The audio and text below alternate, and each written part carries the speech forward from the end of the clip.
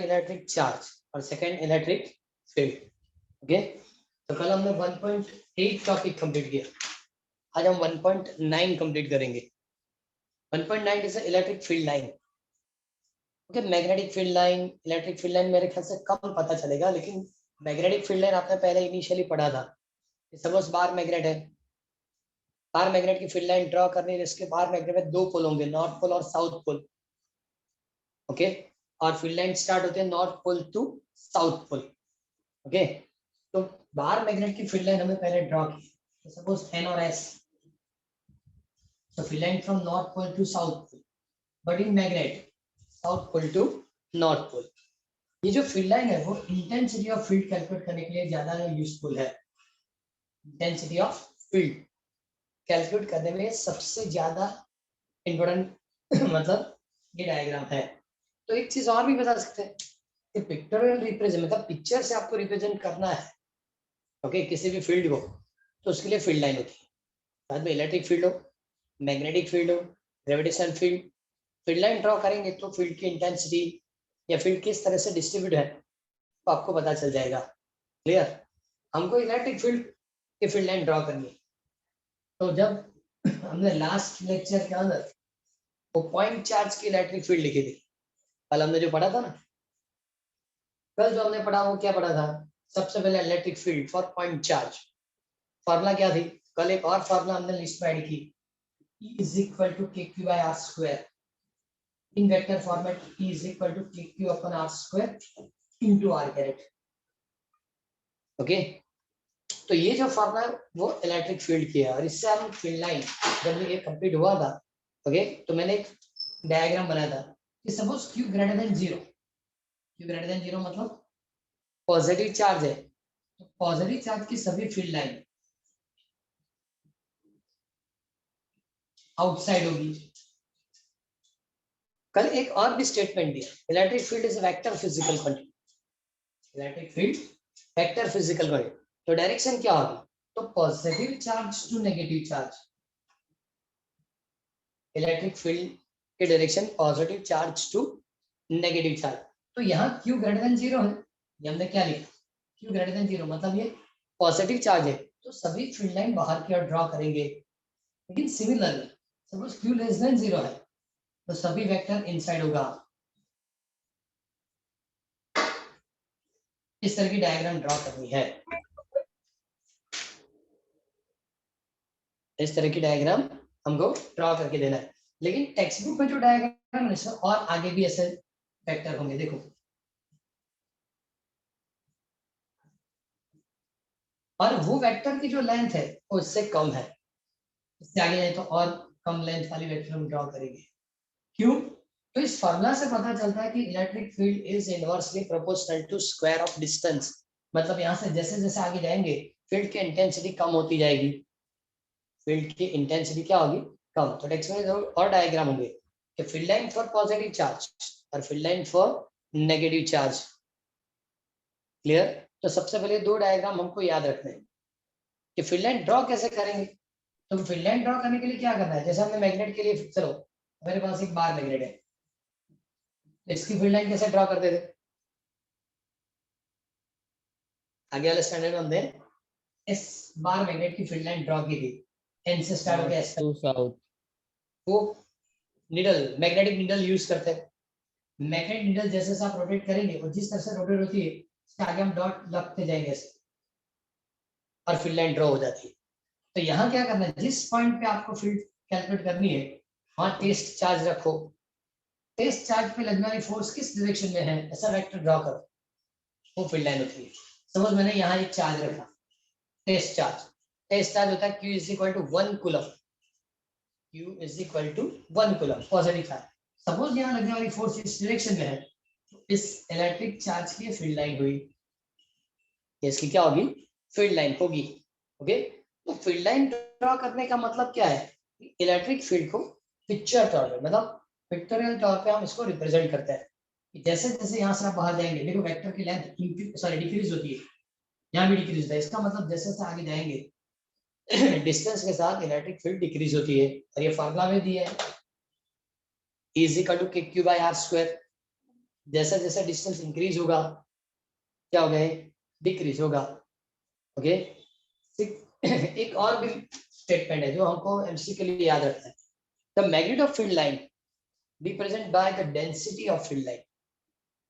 फिर से, magnet of field line, sorry magnet of electric field. Suppose यहाँ आपको चेक करना है कि मैग्नेटिक फील्ड या इलेक्ट्रिक फील्ड, ग्रेविटेशनल फील्ड, सबकी फील्ड लाइन होती है। तो कहीं बताया गया है कि भाई फील्ड लाइन जो है उससे आप इलेक्ट्रिक फील्ड या मैग्नेटिक फील्ड फाइंड कर सकते हैं, तो डन हो सकता है। एज फॉर एग्जांपल कि मैंने यहाँ एक सरफेस ड्रॉ की जिसके लिए 1 मीटर स्क्वायर एरिया है। कितना है? 1 मीटर स्क्वायर। ओके, तो यहाँ से जो भी फील्ड लाइन पास होगी इससे पास हो जाएगी। लेकिन इसको जैसे जैसे अंदर की ओर लाएंगे, सपोज यही सर्कल मैंने यहाँ ड्रॉ किया, तो यहाँ पास होने वाली फील्ड लाइन कम है, यहाँ पास होने वाली फील्ड लाइन क्या है, ज्यादा है।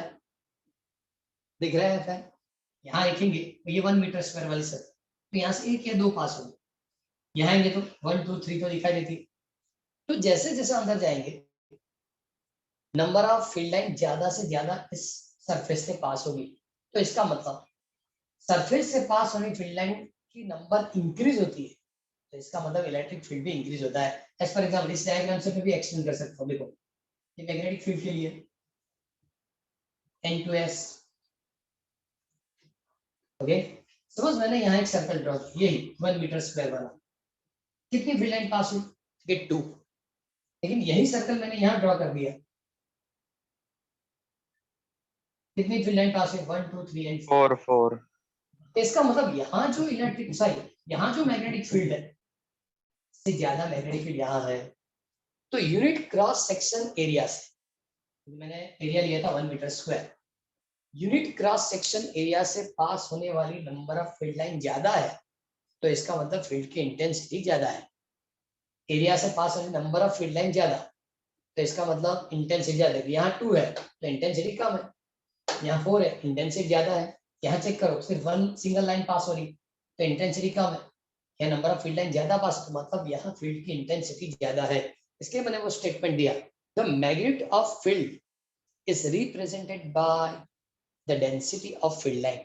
डेंसिटी ऑफ फील्ड लाइन का मतलब जहां डेंसिटी ज्यादा है, नजदीक नजदीक फील्ड लाइन होगी तो फील्ड की इंटेंसिटी ज्यादा होगी, फील्ड लाइन सेपरेट होगी तो फील्ड की इंटेंसिटी कम होगी। ऐसी स्टेटमेंट हमने चैप्टर नंबर 10 में भी कंप्लीट की थी। Chapter number 10 11 fluid mechanics, streamline के लिए ऐसा बताया था, समझ पता हो तो। कैरेक्टरिस्टिक स्ट्रीमलाइन तो लिखा था, कैरेक्टरिस्टिक स्ट्रीमलाइन के अंदर स्ट्रीमलाइन नजदीक होगी तो वेलोसिटी ज्यादा मिलेगी, स्ट्रीमलाइन सेपरेट हो जाएगी तो वेलोसिटी क्या होगी, कम होगी। सिमिलर फिनोमिना यहाँ है। क्लियर? कि यूनिट क्रॉस सेक्शन एरिया से पास होने नंबर ऑफ फील्ड लाइन ज्यादा होगी तो फील्ड के इंटेंसिटी आपको ज्यादा मिलेगी। क्लियर? यहाँ कहीं उन लोगों ने मेरे ख्याल से नंबर 1.9 करके पूरा टॉपिक एक्सप्लेन कर दिया है। ओके, इसलिए पहले पूरा कंटिन्यू इसको एक्सप्लेन कर देंगे। ओके, उसके बाद एक और डायग्राम है और जिसके अंदर उसने क्या लिख के दिया, तो पहले इसकी क्वेश्चन में बता रहा हूँ कि how field line depend on a area या on a solid angle. Field line depend on area या सॉलिड एंगल, कैसे वो डिपेंड है वो हमको कैलकुलेट करके देना है। चलो टेक्स्ट बुक में जो डायग्राम वही डायग्राम बना रहा हूँ।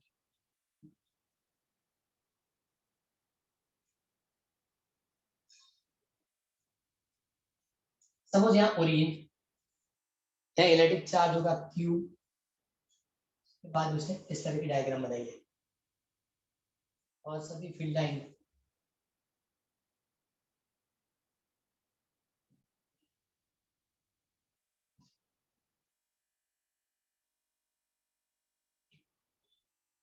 इस तरह से होगी। क्लियर? ओके, यहाँ जो इलेक्ट्रिक चार्ज Q,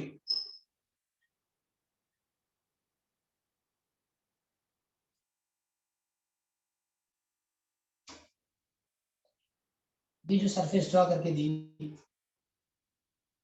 उस सरफेस के अंदर जो पॉइंट है उसको P1 करके लिखा।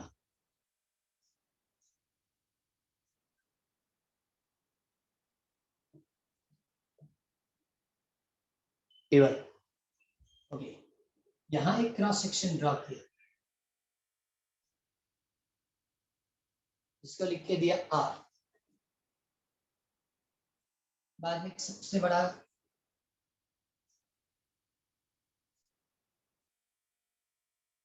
ये लिखा P2,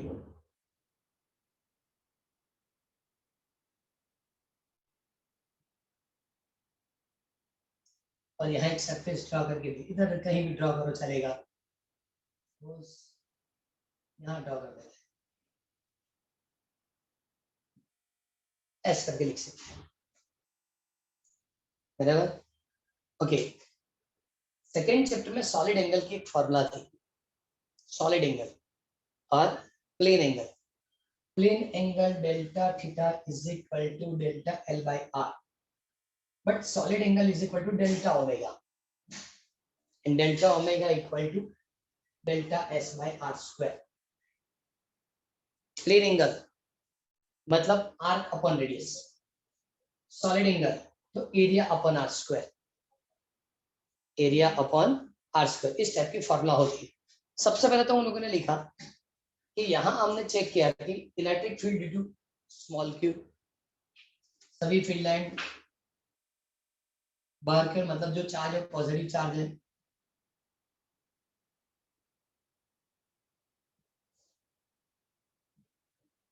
क्यू पॉजिटिव चार्ज है।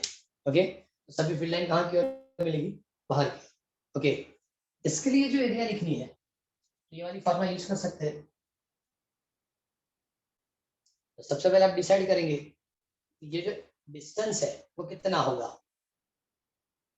OP1, यहाँ लिखो OP1 is equal to R1, OP2 is equal to R2। यहाँ से यहाँ तक की रेडियस वो R1 है, मतलब ये R1 हो गया। क्या लिखेंगे, delta omega is equal to delta S upon, clear. तो यहाँ P1 पॉइंट पे जो है फॉर P1,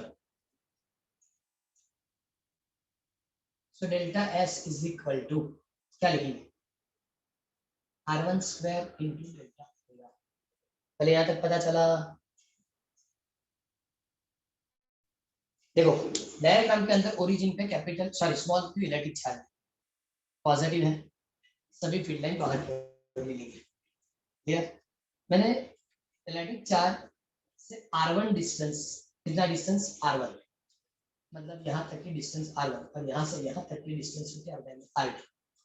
R1 डिस्टेंस में एक सरफेस ड्रॉ करके दी, तो सरफेस पे पॉइंट है P1, सरफेस पे पॉइंट कौन सा है P1। ओके, तो मैंने लिखा OP1 is equal to R1।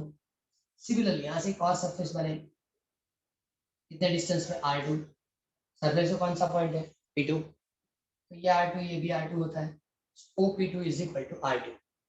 अब सॉलिड एंगल की फॉर्मूला यूज की, delta omega is equal to delta S upon R square. Okay, so delta omega is delta S by R square.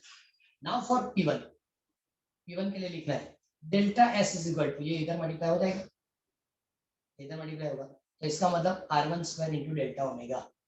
Similarly for P2, तो delta S is equal to R2 square delta omega. तो अब इसको S1 S2 लिखना ही पड़ेगा, क्यों, delta omega तो common है दोनों में, लेकिन R1 और R2 की वैल्यू डिफरेंट है, R1 less than R2, R1 is less than R2। इसका मतलब ये एरिया कम होगा और ये एरिया क्या हो गया ज्यादा, दोनों के एरिया की वैल्यू मिल गई डेल्टा S1 डेल्टा S2। एक चीज और, मैंने यहाँ जो दो सरफेस ड्रॉ करके दी R और S, R और S जो है वो दोनों की एरिया इक्वल है, इक्वल एरिया है। अब यहाँ चेक कर, R से पास होने की फील्ड लाइन कितनी है, सरफेस R से पास होने वाली फील्ड लाइन कितनी है, 2 2 2 ओके। लेकिन यहाँ से पास होने की फील्ड लाइन 0 एक भी नहीं। ओके, तो यहाँ फील्ड होगी, यहाँ फील्ड नहीं होगी।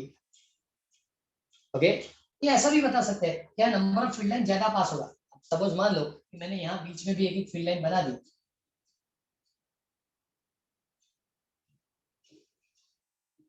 ओके, तो यहाँ से सिंगल फील्ड लाइन पास होगी, यहाँ से 1 2 3 ज्यादा पास होगी। तो डायग्राम से चेक कर सकते हैं डायग्राम से हम बता सकते हैं कि आर के साथ जो इलेक्ट्रिक फील्ड है एस के साथ इलेक्ट्रिक फील्ड की वैल्यू कम होगी। क्लियर? यहाँ ज्यादा इलेक्ट्रिक फील्ड होगी, यहाँ कम इलेक्ट्रिक फील्ड होगी। क्यों? नंबर ऑफ फील्ड लाइन जो पास होती है वो आर से ज्यादा पास होती है, एस से बहुत कम पास होती है। ओके, तो अभी लिखा था electric field is inversely proportional to square of distance. जैसे जैसे डिस्टेंस इंक्रीज होगा इलेक्ट्रिक फील्ड डिक्रीज होगा, मतलब इलेक्ट्रिक फील्ड यहाँ ज्यादा होता है, यहाँ इलेक्ट्रिक फील्ड की वैल्यू क्या होगी? कम रहेगी। क्लियर? एक पॉइंट ये होता है। अब सेकेंड कि दोनों के लिए हमने, दोनों के लिए सपोज ये वैल्यूएशन हमने निकाली, delta is equal to delta omega into R one square, delta omega into R two square. Okay, अब सपोज मान ले इससे जितनी फील्ड लाइन पास होती है वो सभी फील्ड लाइन इससे भी पास होगी। क्योंकि देखो ये बॉर्डर यहाँ होती है, ये बॉर्डर यहाँ होती है, तो यहाँ से जितनी फील्ड लाइन पास होगी सभी फील्ड लाइन यहाँ से भी पास होगी। सपोज पास होने वाली फील्ड लाइन एन है, पास होने वाली फील्ड लाइन कितनी है? एन। तो देखो एन अपॉन, अभी हमने बोला था number of field line passing through unit cross section area. तो ये नंबर ऑफ फील्ड लाइन होगी, इसकी क्रॉस सेक्शन एरिया क्या होगी? Delta S one. इसकी क्रॉस सेक्शन एरिया क्या होगी? Delta S one. चलो इसके लिए लिखना है तो number of field line upon delta S N two. और delta S two. Okay, number of field line upon area लिखना है। तो number of field line upon area लिखा हमने, दोनों के लिए नंबर ऑफ फील्ड लाइन तो इक्वल है, लेकिन चेंज कहाँ है? तो दोनों की एरिया डिफर है, दोनों की एरिया क्या है? डिफरेंट। चलो इसमें वैल्यू ऐड कर दो, N upon delta S one. Delta S one मतलब R one square delta. N upon R two square delta omega. Yes बराबर? तो उन लोगों ने लिख के दिया, देखो नंबर ऑफ फील्ड लाइन दोनों में इक्वल है, सॉलिड एंगल भी दोनों का इक्वल है, तो इसका मतलब field is inversely proportional to square of distance. Field जो है वो इनवर्सली प्रोपोर्शनल टू क्या रहेगा? Square of distance. क्लियर? ये डायग्राम टेक्स्ट में दिया है, चेक करो पहले। यस सर, हाँ दिया है। ओके, तो क्वेश्चन एक बार फटाफट पढ़ लो क्योंकि ये टॉपिक में इजीली पता चल जाए कि क्या लिखा, नहीं पता चलता तो मुझे बताओ। बराबर? ये डायग्राम हमें टॉपिक प्रॉपर्ली प्रिपेयर करना है। किसमें लिखा है बोलो?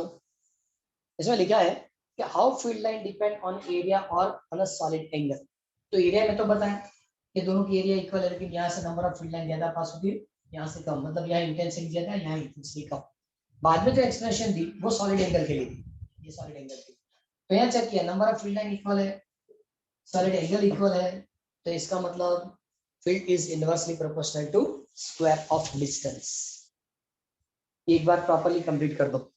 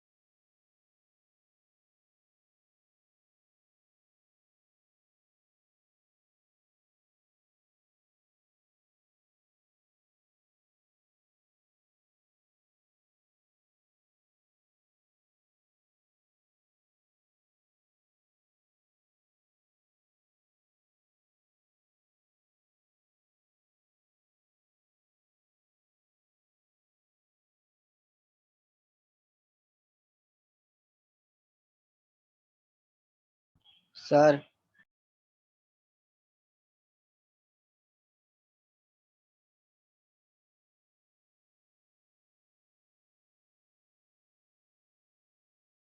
Sir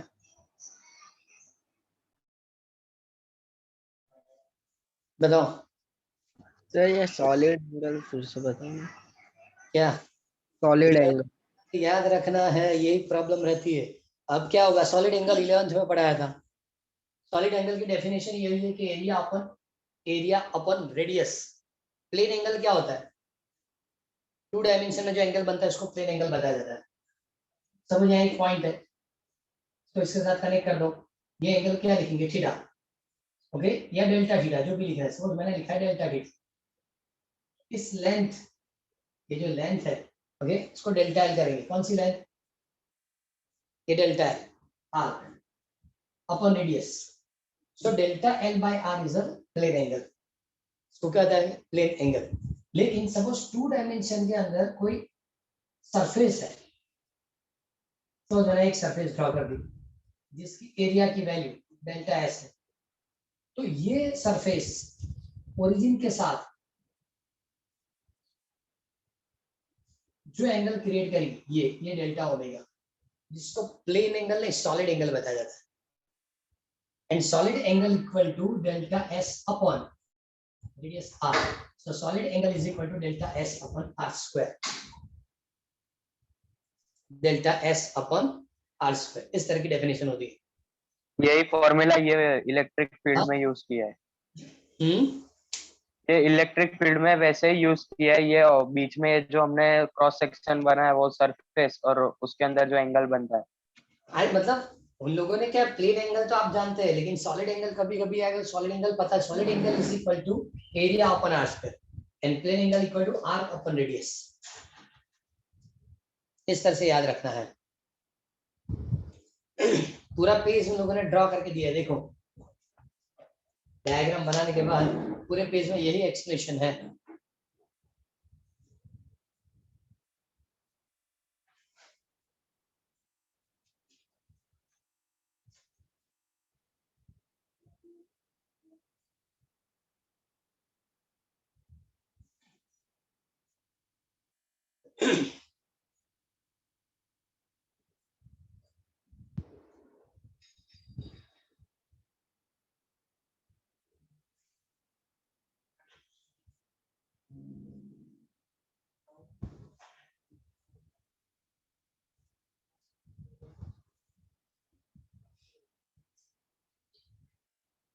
done sir.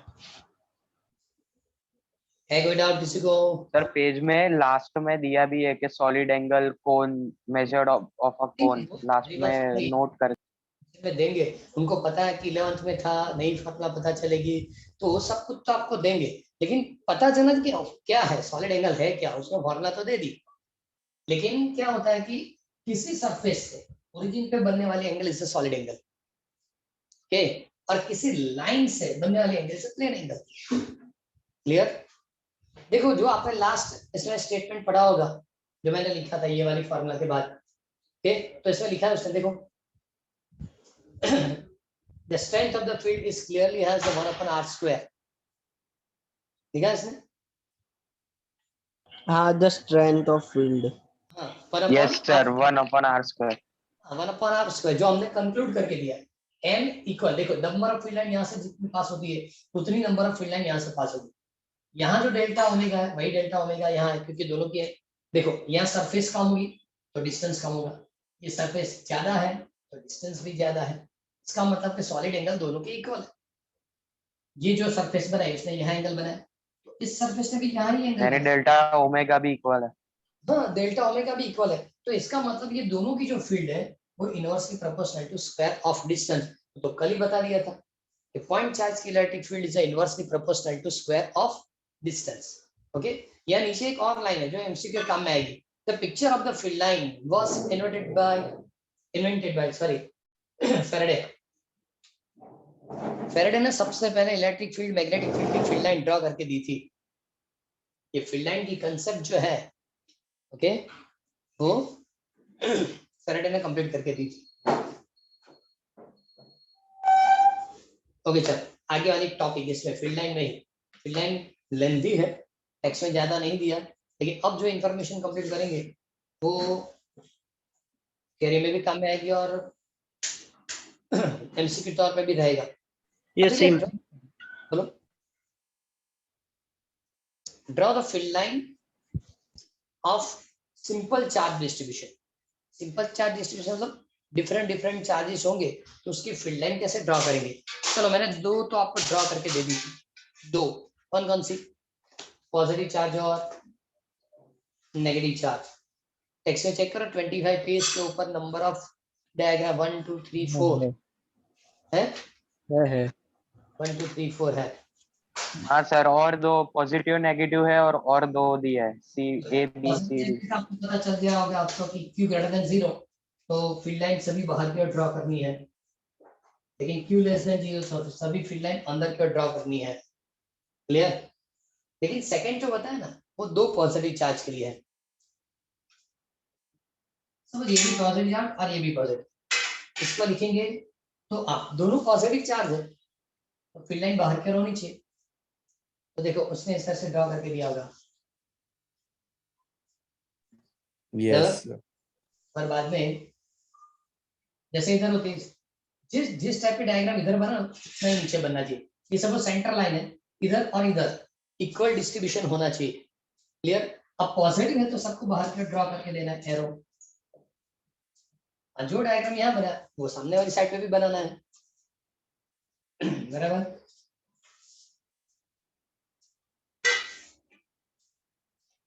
हो गया, इस तरह से होगा। तो यहाँ भी पॉजिटिव है, सभी फील्ड लाइन बाहर की ओर। ओके, ये Q था, ये भी Q था, दोनों की मैग्नीट्यूड इक्वल है, इसलिए डिस्ट्रीब्यूशन भी क्या मिलेगा, इक्वल मिलेगा। ये दोनों कौन सी चार्ज हुई, पॉजिटिव। अब टेक्स्ट में नेगेटिव चार्ज की डायग्राम नहीं है, दोनों नेगेटिव ऐसी डायग्राम नहीं। सपोज बात आप दोनों नेगेटिव दिया तो क्या करेंगे, दोनों चार्ज नेगेटिव है, फील्ड लाइन ड्रॉ करनी, क्या करेंगे, सर वो बाहर की साइड करेंगे, यही काम करना है लेकिन एरो अंदर यस की सर, ओर ड्रॉ इसका करना है। मिरर। अंदर की साइड करेंगे, अंदर की साइड। हाँ, पॉजिटिव आउटसाइड होगा, नेगेटिव होगा इनसाइड ड्रॉ करके देना है, बाकी डायग्राम यही रहेगा। तो ये आपको याद रखना है, और सपोज टेक्स्ट बुक के अंदर भी ड्रॉ करके रखना तो हो जाएगा कि नेगेटिव चार्ज के लिए तो टेक्स्ट बुक में दोनों नेगेटिव का नहीं दिया है, नहीं दिया, इसलिए तो मैं एक बता रहा हूँ पॉजिटिव है और एक नेगेटिव। वो डिफरेंट है, वो मैंने एक्सप्लेन नहीं किया, वो डिफरेंट चीज है। पहले मैंने जो आपको अभी ड्रॉ करके दिया दोनों पॉजिटिव है, दोनों नेगेटिव पूछा जाएगा, इसी तरह से बनाना है, और सभी वेक्टर जो है अंदर की डायरेक्शन ड्रॉ करके दे दिया। ओके, उसके बाद जो दिया है ना वो डिफरेंट चीज है, पॉजिटिव और नेगेटिव चार्ज। पॉजिटिव और नेगेटिव चार्ज होता है इसको डाइपोल बताया जाता है, आगे वाली टॉपिक यही है। लेकिन बात की बात है, एक पॉजिटिव चार्ज और एक नेगेटिव चार्ज होता है तो always field line positive to, field line की डायरेक्शन क्या होगी, positive to negative, negative yes field always positive negative. बाद में ऐसे ड्रॉ करो, तो जितना ड्रॉ कर सकते हो उतना कर सकते हैं, बराबर। और उसके बाद उसने ड्रॉ किया होगा ऐसे,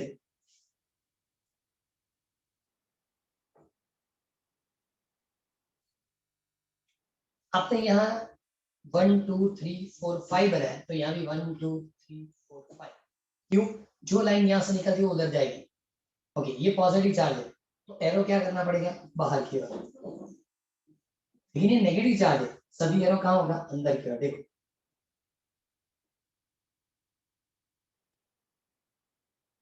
इस टाइप की डायग्राम बनेगी, बराबर। मैं तो और भी एक ड्रॉ करके दिया चलेगा, 4 बनाओ 5 बनाओ, मतलब दो और दो इधर चलेगा, लेकिन पॉजिटिव से एरो निकलनी चाहिए, नेगेटिव की ओर जानी चाहिए। ओके, तो सिंगल पॉजिटिव सिंगल नेगेटिव की डायग्राम हुई। ओके, तो 4 डायग्राम टेक्स्ट बुक में थी, 5th मैंने यहाँ आपको, चलो यहाँ करेक्शन करके देता हूँ, अब याद रखना, ड्रॉ कर लेना, ये सभी नेगेटिव के लिए, दोनों नेगेटिव है,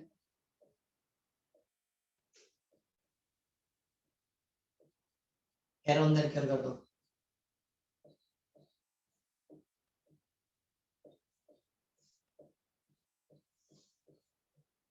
तो दोनों नेगेटिव वाली डायग्राम हो जाएगी। क्लियर। एक और चीज है, कौन सी, यूनिफॉर्म इलेक्ट्रिक फील्ड, मतलब ऐसी रीजन है कि जहाँ फील्ड की इंटेंसिटी चेंज नहीं होती, जहाँ फील्ड की इंटेंसिटी चेंज नहीं होती, तो उसको क्या बताएंगे, यूनिफॉर्म इलेक्ट्रिक फील्ड। तो Uniform. यूनिफॉर्म इलेक्ट्रिक फील्ड के लिए इस टाइप की डायग्राम होती है, सभी vector parallel at an equal distance, length equal, parallel होंगे, इक्वल डिस्टेंस होंगे। ये यूनिफॉर्म इलेक्ट्रिक फील्ड की डायग्राम है, किसकी, यूनिफॉर्म इलेक्ट्रिक फील्ड, जहाँ फील्ड चेंज होती ही नहीं, जहाँ फील्ड चेंज नहीं होती। तो मैंने 2 डायग्राम आपको और दिए, डिफरेंट 4 डायग्राम टेक्स्ट बुक में है। पॉजिटिव के लिए Q greater than 0, Q less than 0, okay, then दोनों पॉजिटिव, पॉजिटिव नेगेटिव इतना दिया था। आपको ये दोनों याद रखना है, या हो सके तो डायग्राम में ड्रॉ कर लेना है। क्लियर, कि सपोज दोनों नेगेटिव होंगे तो सभी एरो अंदर फिर होंगे, यूनिफॉर्म इलेक्ट्रिक फील्ड होगी तो इस तरह से रहेगा।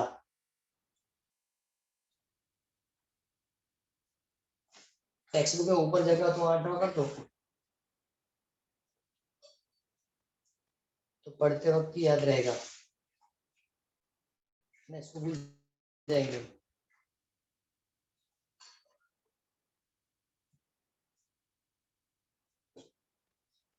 क्लियर,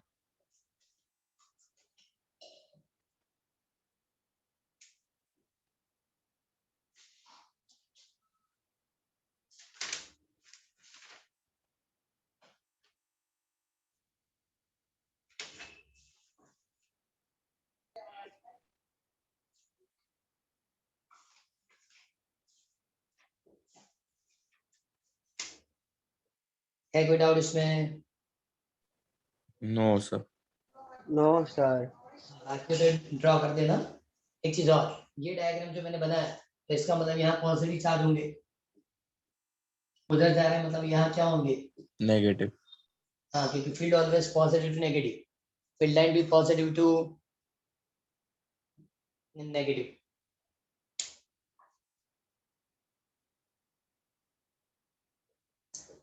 ओके, इस चैप्टर में या इस टॉपिक की सबसे ज्यादा इंपॉर्टेंट क्वेश्चन यही है, write down the characteristic of field line. Electric field में भी आएगा, 4, 5, 6 चैप्टर पढ़ेंगे तो मैग्नेटिक फील्ड में भी आएगा। ओके, ये कॉमन क्वेश्चन है और सबसे ज्यादा रिपीटेड क्वेश्चन है। Write down the characteristic of field line, जो फील्ड लाइन ड्रॉ करते हैं उसकी कैरेक्टरिस्टिक लिखना है। सबसे पहले तो a tangent at any point on a field line give the direction of electric field at given point। ये डेफिनेशन भी है और फर्स्ट पॉइंट यही लिखना है। फिर से बता रहा हूँ, tangent at any point on a field line give the direction of the field at that point। Suppose आपने यहाँ फील्ड लाइन ड्रॉ करती है, फील्ड लाइन है किसी भी पॉइंट पे या किसी भी पॉइंट, आप सपोज आप टेंजेंट ड्रॉ करेंगे तो उस पॉइंट के लिए वो इलेक्ट्रिक फील्ड की डायरेक्शन देगा, उस पॉइंट को क्या देगा, इलेक्ट्रिक फील्ड की डायरेक्शन देगा। ओके, तो फिर से the tangent at any point on electric field line gives the direction of the electric field at given point। okay, first characteristic, first। now second, मतलब 4 स्टेटमेंट है, इससे ज्यादा नहीं है, लेकिन 4 स्टेटमेंट 2 मार्क्स के क्वेश्चन में होंगे, कंप्लीट लिखना है। Second, two electric field line never intersect each other. ऐसे स्टेटमेंट हमने 11th में भी लिखी थी, सपोज पता हो तो।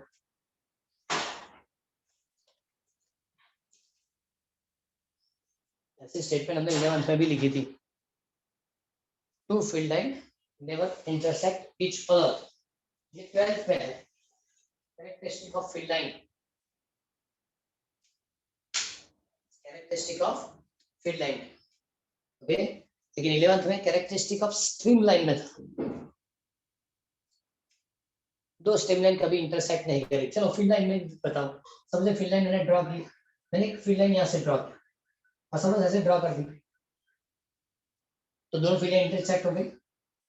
इंटरसेक्टिंग पॉइंट पे 2 डायरेक्शन मिलेगी इलेक्ट्रिक फील्ड की। फर्स्ट स्टेटमेंट क्या पढ़ा हमने, through the tangent at any point on a field line give the direction of electric field. तो मैंने यहाँ 2 टेंजेंट बनाना पड़ेगा, एक इस फील्ड लाइन के लिए और इस फील्ड लाइन के लिए। तो एक ही पॉइंट पे फील्ड की 2 डायरेक्शन होगी, ये पॉसिबल नहीं है। 2 फील्ड लाइन जब क्रॉस करती है तो इंटरसेक्टिंग पॉइंट पे दो टेंजेंट मिलेंगे। दो टेंजेंट मिलने का मतलब क्या हुआ कि उस पॉइंट पे फील्ड की डायरेक्शन डिफरेंट दो डायरेक्शन में है और वो पॉसिबल नहीं है, और इसलिए कभी भी फील्ड लाइन इंटरसेक्ट नहीं होती। ओके, कभी भी वो इंटरसेक्ट नहीं होगी। आप टेक्स्ट बुक से ही पढ़ो, चलो टेक्स्ट मैंने डिफरेंट आपको बताया, टेक्स्ट बुक के अंदर ही आपको डायग्राम के बाजू में 1 2 3 4 पॉइंट्स लिख के दिए होंगे। Yes, sir. फर्स्ट में क्या लिखा, field line start from positive charge and and the negative charge. Positive से स्टार्ट करना है, कहाँ जाना चाहिए, नेगेटिव चार्ज तक जाना चाहिए। Okay, if there is a single charge they will not start and end infinite. अभी लिखा था q ग्रेटर देन 0, स्टार्ट तो होगा लेकिन एंड कहाँ होगा, इनफाइनाइट डिस्टेंस पे। और सपोज नेगेटिव चार्ज तो इनफाइनाइट से स्टार्ट होगा, एंड कहाँ होगा, नेगेटिव चार्ज के ऊपर। आपने यहाँ लिखा q greater than 0, field line बाहर जाएगी, स्टार्ट कहाँ से, कहाँ से होगी, सॉरी स्टार्ट कहाँ से, चार्ज, एंड कहाँ होगी, इनफाइनाइट डिस्टेंस पे। लेकिन इनफाइनाइट डिस्टेंस। हाँ, सपोज q लेस देन 0, तो इस तरह की डायग्राम ड्रॉ करनी पड़ेगी। तो चार्ज पे ही एंड होगा। स्टार्ट इनफाइनाइट डिस्टेंस पे हुई, एंड और एंड चार्ज पे होगी। Okay okay, in a charge free region the electric field line can be taken to be continue curve without any break. क्या लिखा, in a charge free region, suppose charge यहाँ है और यहाँ है, बीच में तो चार्ज है ही नहीं, चार्ज इधर उधर, यहाँ तो बीच में चार्ज है ही नहीं, तो वहां आपको कंटिन्यू फील्ड लाइन ड्रा करनी without any break. Okay, third में लिखा, ये तो जनरल जो मैं टेक्स्ट बुक से पढ़ रहा हूँ जनरल प्रॉपर्टी है, कैरेक्टरिस्टिक में 2-3 पॉइंट ऐड करने पड़ेंगे, बाद में फिर से बता देता हूं। टेक्स्ट में मैंने दिए, सपोज ये 4 पॉइंट्स है तो पहले इसको एक्सप्लेन कर लेते हैं।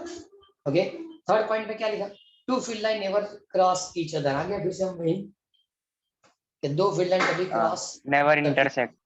हाँ, नेवर इंटरसेक्ट लिखा है ना, तो लिखा if that the field at the point of intersection will be never have the unique direction नहीं होगी, दो डायरेक्शन मिलेगी और ये पॉसिबल नहीं है। फोर्थ पॉइंट पर लिखा, electrostatic field line do not form any close loop. Second chapter दिया है, सिंपल है, इलेक्ट्रोस्टैटिक फील्ड लाइन मतलब q greater than 0, single charge तो क्लोज लूप बनाएगी नहीं, यहाँ से बाहर जाएगी। q less than 0 static charge है तो फील्ड लाइन क्या होगी, अंदर की ओर। हाँ, लेकिन देखो ये पॉजिटिव और नेगेटिव चार्ज है, क्लोज लूप बनती है।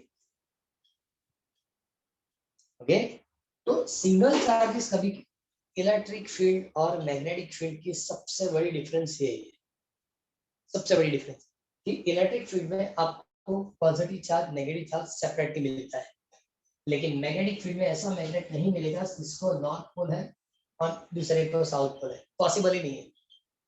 किसी भी छोटे से मैग्नेट के अंदर भी दो पोल होंगे, सपोज मैग्नेट पे ये नॉर्थ और साउथ, यहाँ से कट करेंगे, ये साउथ बनेगा और क्या बनेगा, नॉर्थ। किसी भी मैग्नेट के पास दो पोल होंगे, मोनोपोल वाली मैग्नेट नहीं होगी। ओके, इसलिए मैग्नेटिक फील्ड है अकेला नॉर्थ तो थोड़ी मिलेगा। हाँ, अकेला नॉर्थ या अकेला साउथ नहीं मिलेगा। नहीं है, और इसलिए वो क्लोज लूप बनाएगी। मैग्नेटिक फील्ड में दो पोल होंगे, दो पोल होंगे मतलब क्लोज लूप बनेगा। इलेक्ट्रिक फील्ड में सेपरेट मिलते हैं प्रोटॉन और इलेक्ट्रॉन, इसलिए प्रोटॉन इलेक्ट्रॉन की जो फील्ड है वो क्लोज लूप बनाएगी। ओके, ये 4 पॉइंट उसने इंपॉर्टेंट जनरल प्रॉपर्टीज करके आपको टेक्स्ट में लिख के दिया, पहले ही पता चल गया ये 4 स्टेटमेंट में डिफरेंट डाउट और भी है सर आगे? है, बता रहा हूँ मैं, जो मेन पॉइंट है वो भी एक्सप्लेन कर देते हैं। ये तो टेक्स्ट में लिखा बराबर है, इतने तो आने चाहिए, इतने पॉइंट्स पता चलना चाहिए। ओके, उसके बाद मैंने आज एक्सप्लेन किया सबसे पहले definition, tangent at any point on electric field line is the direction of electric field at given point. ये 5th पॉइंट के तौर पे याद रख सकते हैं। ओके, 5th पॉइंट के तौर पे डेफिनेशन याद रख सकते हैं कि टेंजेंट कहीं भी ड्रॉ करो, फील्ड के कहीं भी टेंजेंट ड्रॉ करो, वो फील्ड की डायरेक्शन आपको देगा। क्लियर? तो वो 5th पॉइंट है। 6 पॉइंट पे क्या लिखेंगे? वो तो टू six- इलेक्ट्रिक फील्ड वाला, कौन सा? वो इलेक्ट्रिक फील्ड वाला, to electric field intersect.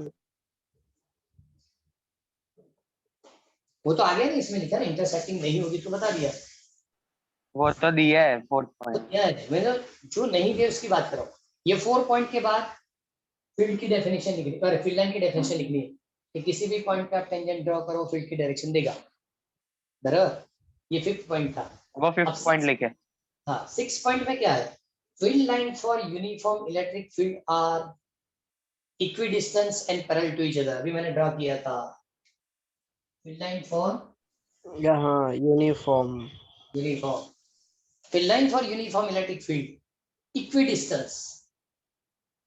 Equidistance and parallel to each other. Okay, and last point आपको पता है, field line of stationary electric charge is not to be close loop, वो close loop नहीं बनाएगी। ये जो स्टेशनरी चार्ज वो कभी क्लोज लूप नहीं बनाएगी। ओके, वो तो इसमें भी आगे इसलिए नहीं लिखने की जरूरत, मतलब 2 पॉइंट ज्यादा रखने हैं, से 2 पॉइंट आपको एक डेफिनेशन और ये एक यूनिफॉर्म वाला।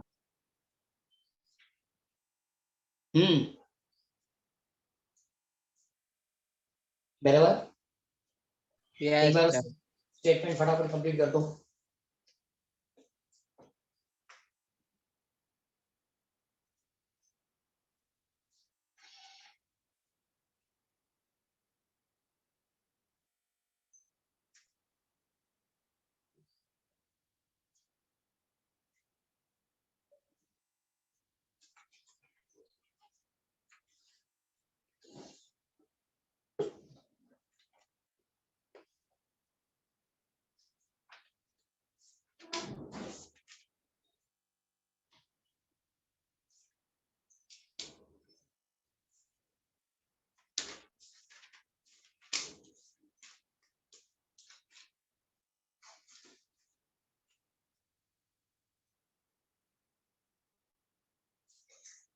हो गया सर।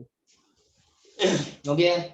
अब देखो Yes. थियरी में ज्यादा पॉइंट्स नहीं बचेंगे, क्योंकि इसके बाद तो इलेक्ट्रिक फ्लक्स होगा, और इलेक्ट्रिक फ्लक्स के बाद डायरेक्ट गॉस इक्वेशन आएगा, मतलब ज्यादा इलेक्ट्रिक फ्लक्स के बाद सॉरी डाइपोल होगा, डाइपोल के बाद गॉस इक्वेशन, मतलब चैप्टर में अब ज्यादा थियरी नहीं बचेगी। इसलिए क्या करेंगे कि आज 2-3 वो छोटे छोटे न्यूमेरिकल जो है वो कैलकुलेट करना शुरू कर देते हैं, तो वो भी पोर्शन स्लोली स्लोली कंप्लीट होना शुरू हो जाए।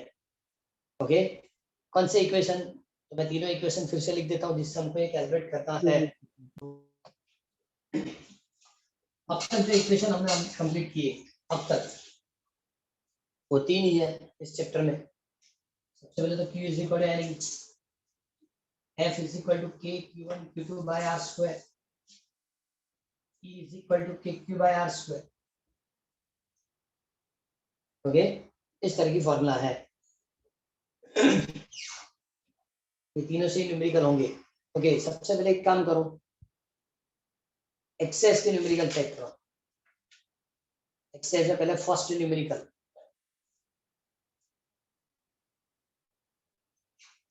आज हमने 1.9 नंबर टॉपिक कंप्लीट किया और बाद में वो न्यूमेरिकल आज से कंटिन्यू करेंगे।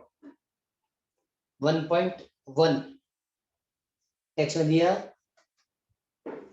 हाँ एक्सरसाइज का ना। व्हाट इज अ ओके, बोलो बोलो। वही एक्सरसाइज का ना। What is the force between two small charges, sorry charge sphere, what is the force between two small charge sphere having a charge 2 into 10⁻⁻⁷, मतलब दोनों की चार्ज इक्वल है, 2 into 10⁻⁻⁷ coulomb. Okay, sorry different है, Q1 and Q2 ऐसे लिख दिया है। Sir अलग है, एक में 2 into 10⁻⁻⁷ और 3 into 10⁻⁷। अरे डिफरेंट है। What is the force between two small charge sphere having a charge 2 into 10⁻⁷ for first, 3 into 10⁻⁷ per second, placed at the 30 centimeter part in air?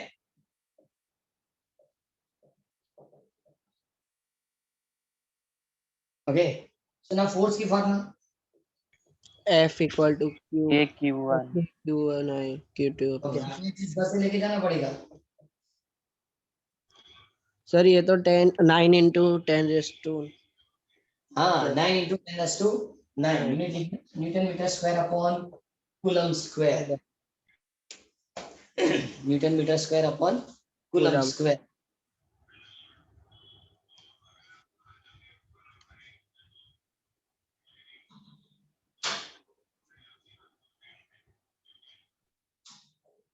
Calculate कर दो।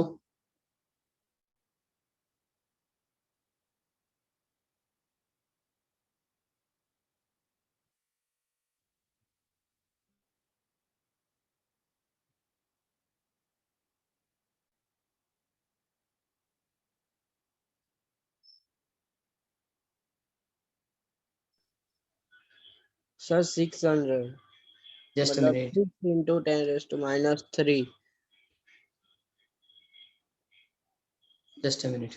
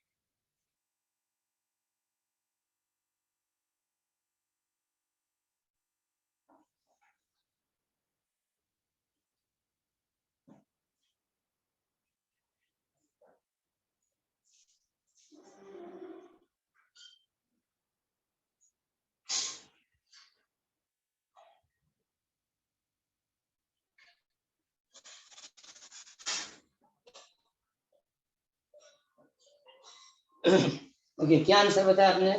600 into 10 raised to -5. 2 into 10⁻⁷, 3 into 10⁻⁷, upon 0.3. Okay, 600 Into 10 raised to -5. Sir point into three 10, square. okay, okay, -1 -14, 14 मतलब -5। हाँ पूरा answer लिखा ना आपने, मतलब इसका तो सर ये हम 600 की जगह वो 0 0 कट कर देते और 6 लिख देते। -3 न्यूटन लिख सकते हैं। हाँ हाँ सर, हाँ 6 into 10⁻⁻। ओके, लेकिन ये तो सिर्फ मैग्नीट्यूड फाइंड किया, इस टाइप की फोर्स होगी तो लिखेंगे the force between two charge sphere is repulsive force, क्योंकि ये भी पॉजिटिव चार्ज है, ये भी पॉजिटिव चार्ज है, फोर्स इतना लगेगा लेकिन वो रिपल्सिव फोर्स होगा। कौन सा फोर्स होगा? रिपल्सिव। क्लियर? बराबर। नाउ सेकंड नंबर, एक्सरसाइज में 1 कंप्लीट किया। ओके, नाउ एक्सरसाइज 2 क्या लिख के दिया? Electrostatic The force. electrostatic force on a small sphere of charge 0.4 microcoulomb due to another small sphere of charge -8 microcoulomb in air is 0.2 Newton. चलो सबसे पहले charge Q1 is equal to 0.4 microcoulomb। तो 0.4 microcoulomb का मतलब 0.4 10⁻⁻6 coulomb। Okay, second charge Q2 -0.8, so -0.8 into 10⁻⁻6 coulomb force दिया। कितना दिया? 0.2। देखो सिर्फ और 0.2।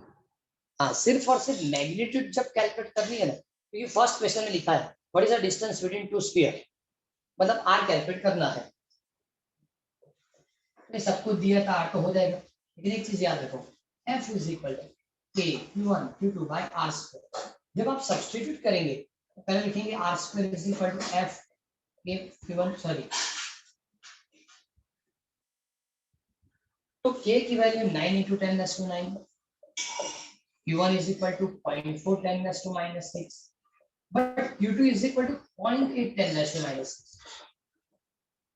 इसको नेगेटिव नहीं लेंगे क्योंकि सिर्फ मैग्नीट्यूड कैलकुलेट जब करना है सब मैग्नीट्यूड कैलकुलेट करना है तो चार पॉजिटिव नेगेटिव हाँ वेक्टर फॉर्मेट है वेक्टर फॉर्मेट तब आपको पॉजिटिव नेगेटिव बताना है वरना नहीं ओके यहाँ फोर्स की वैल्यू क्या होगी 0.2 ओके तो सिंपल है देखो 14.4 एक मिनट 2 हो गया ये होगा 1.6 into 9 ओके 14.4 ओके अब चेक करो -6 12 12 और 9 क्या 10 सर 10 to -3 यहाँ लिखता हूँ r square is equal to 144 10 to -4 लिख सकते हैं मुझे पॉइंट नहीं रखना है ये हो जाएगा हाँ सर लिख सकते हैं okay now r is equal to 144 मतलब 12 10 to -2 r इन क्या हो जाएगा मीटर या r is equal to 12 centimetre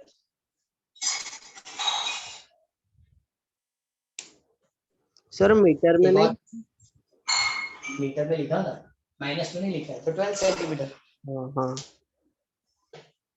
okay second question है इसमें what is the force on the second sphere due to first okay पहले ही बताइए दोनों के बीच में हमने फोर्स तो बताई 0.2 कौन सी थी वो अट्रैक्टिव फोर्स कौन सी थी अट्रैक्टिव अब उसने क्या बताया कि what is the force on second due to first अब देखो फर्स्ट स्फीयर जितना सेकंड पे फोर्स देगा सेकंड उतना फोर्स फर्स्ट को देगा दोनों इक्वल ही है इधर क्या लिखेंगे Coulomb force on a second sphere या Coulomb force on second sphere due to first is also 0.2 Newton calculate नहीं करना है स्टेटमेंट में ही लिख देना है force on second due to first is also 0.2 Newton okay सिर्फ और इसकी डायरेक्शन लिखना है अट्रैक्टिव क्या अट्रैक्टिव अट्रैक्टिव तो उसने दिया पढ़ो उसने लिख के दिया है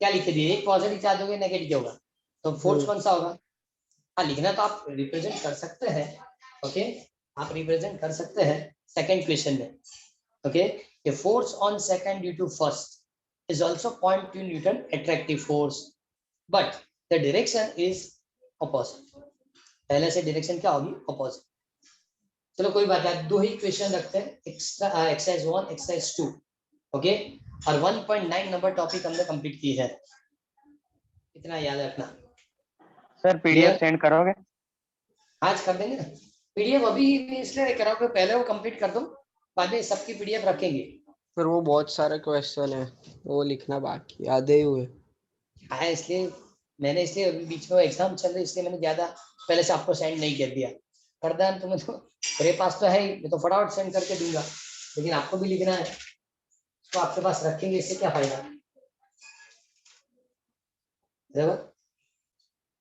yes sir okay sir okay bye sir bye sir कल आपको पेपर है नहीं मंडे मंडे नहीं Monday Monday sir okay okay done